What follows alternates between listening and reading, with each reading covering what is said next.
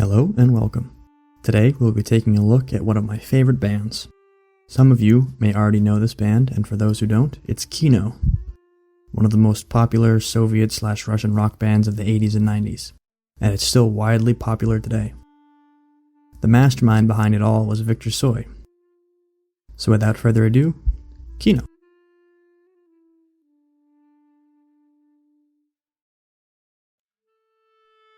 Viktor Tsoi was born June 21st, 1962 in Leningrad. His parents were regular working people. His mother, Valentina, was a school teacher, and his father, Robert, was an engineer. His father, interestingly, was of Korean descent. Robert's parents were relocated by the Soviet government from Korea in 1937. Tsoi grew up near the Moskovsky Victory Park, at the corner of Moskovsky and Basenaya Street. Forgive my pronunciation. And he would attend his primary schooling at the nearby school on Frunze Street, the same school his mother taught at. From 1974 to 77, Tsoi attended secondary art school, and, in 1977, attended the Serov Art School, until he was kicked out for poor performance in 1979. After that, he enrolled in a local vocational school to be a woodworker.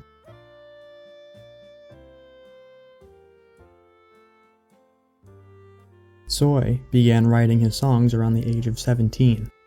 It's said that one of the influential artists for Tsoi was Vladimir Vysotsky, a Soviet musician known for his unique voice and often politically humorous lyrics.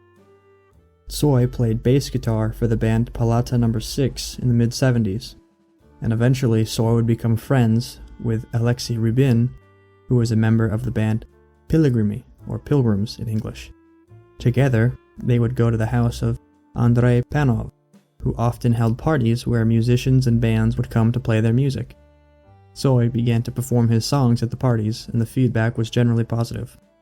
Tsoi would also perform as a solo artist at the Leningrad Rock Club, and his lyrics and music generally impressed the crowd. Being a rock musician in the 70s and 80s in the Soviet Union was hard. Rock music was not endorsed by the government, which meant that gaining any exposure was near impossible, as the TV and radio waves were dominated by Moscow-sponsored singers and musicians that were seen as more traditional, like Alla Pugacheva, for example, one of the most famous Soviet singers of all time. Due to these circumstances, rock music was mostly limited to the underground scene, like the Leningrad Rock Club, and most information about the good bands were passed around by word of mouth.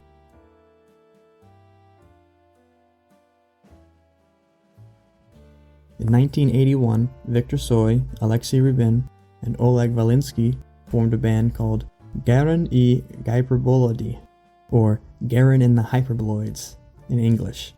They got this name from Alexei Tolstoy's novel, The Hyperboloid of Engineer Garin.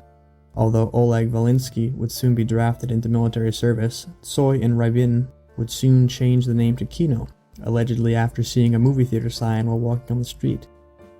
They said they liked it better because it was shorter and easier for people to read and understand even if they didn't speak Russian. They also started to perform regularly at the Leningrad Rock Club in the spring of 1982. There, they would meet with Boris Gorebenshchikov, who was a member of the band Aquarium. He is considered one of the founding fathers of rock music in the Soviet Union. Also, in 1982, they would release their debut album, titled 45, in reference to the length of the album, which was 45 minutes long. At this time, they had no drummer, so they improvised with a drum machine, and the album also featured the cello on a few tracks. The album overall had a light and lively mood throughout, and resembled earlier folk music from the Soviet Union. The success of the album was small, and Tsoi would later say that it was recorded crudely and that they should have done it differently.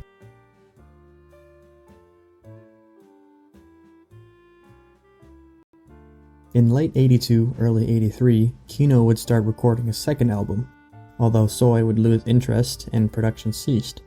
This project would later be known as 46 among fans. 46 was a series of demo tapes.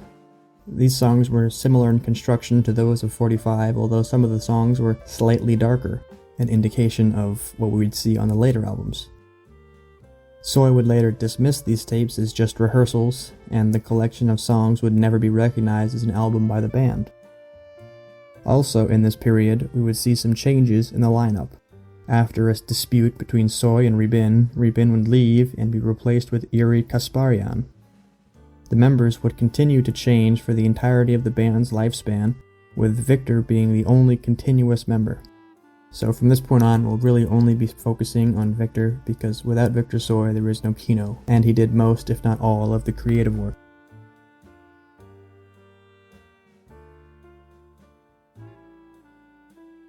In 1984, KINO released Nachalnik Kamchatsky. The title was inspired by Tsoi's job as a boiler operator in an apartment building. Nachalnik means chief or boss, and Kamchatka is slang for a very faraway place. This album was a departure from the style of 45 and 46. It was more experimental and used a lot of electronic sounds in a minimalist style. Tsoi would later say that the album was electric and somewhat experimental in sound and form, and I cannot say that the sound and style orientation turned out the way we'd like to see it, but from the point of view of the experiment, it looked interesting. In 1985, they would release their third album, Eto ni Lubov. This is not love in English. This album moved away from the previous album's electronic themes and simplicity.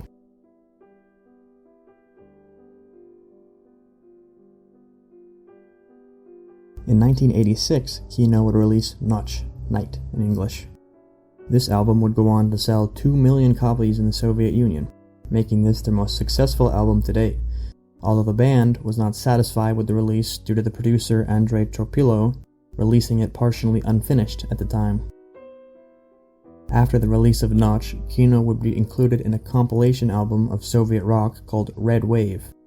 This album would sell 10,000 copies in California alone, marking the first time Soviet rock was exposed to the West. In 1987, KINO would perform their single Permen, or Change, in the Soviet crime film Asa, during the closing scene, but we'll talk about that later in this video.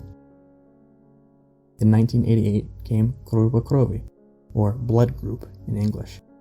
This album would thrust KINO into global fame with their hits Grupa Krovi and my personal favorite Spokojnia Noc, Calm Night in English. Guitarist Yuri Kasparyan married the American singer Joanna Stingray, and she was able to bring the band better recording equipment to record the album, so the quality of the album was much higher than the previous ones, and it was on par with Western recordings. This album was so popular that it was released in the United States by Capitol Records, and it gained a lot of praise from American critics. In 1989, they released Zvezda po imeni Solnce, A Star Called Sun. This album had a lonely mood and more emotionally heavy songs, which was in high contrast to their current fame and quality of life.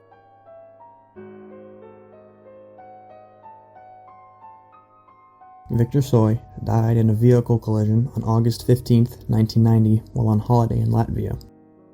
The investigation concluded that Tsoi had fallen asleep at the wheel, drifted into oncoming traffic, and collided head-on with a bus.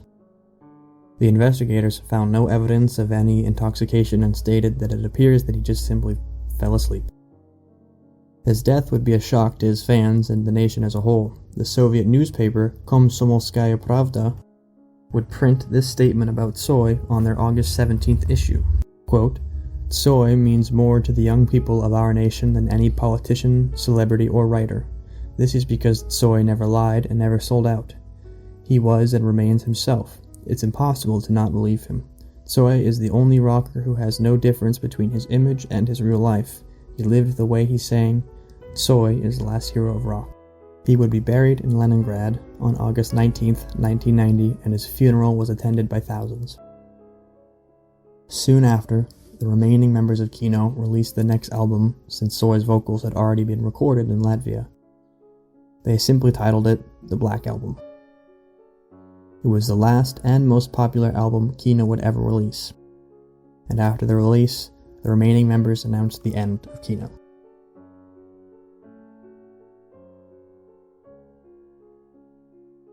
Throughout his life, Tsoi never really fell into the typical vices most rockers had at that time. He was never rich or wealthy. His wife Mariana stated that when they were married in 1984, they could not even afford a dress. He was a simple man who worked in the boiler room of an apartment building, in between playing concerts and traveling to recording studios. All of this, combined with the messages in his music, often about freedom and the daily struggle of man, is what made him so popular with the dissatisfied youth of the 1980s in the USSR. Although most of his lyrics were not overtly political, as that was potentially dangerous to his health. Some examples of this are the songs Elektrichka and Peremen. The lyrics of Elektrichka are about a man who has to take the train to see his doctor, but the train is going the wrong way. Quote, Elektrichka takes me somewhere I don't want to. This is an example of the subtle writing style. The train could be a metaphor for the Soviet Union and how Viktor does not like the way his country is going. The lyrics of the song Peremen, changes in English. Our hearts require the changes, our eyes require the changes. Into our laugh and our tears and into the pulse of veins, changes. We are waiting for changes. This is less subtle, but it does not say what needs to change. When Tsoi was asked about the political and social themes in his music, he simply said his songs were just works of art and that he did not wish to engage in journalism. Unfortunately, Viktor Tsoi never lived to see the change that his music so often stated. The remaining members of KINO held reunions in 2012 and 2019.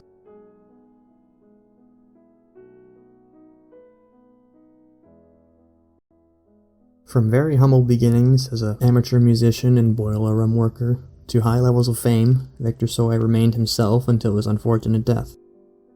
But his legacy and his music remain very popular to this day. And so, that's it for today's video. I hope you enjoyed it and found it interesting. Please remember to like and subscribe. Thank you.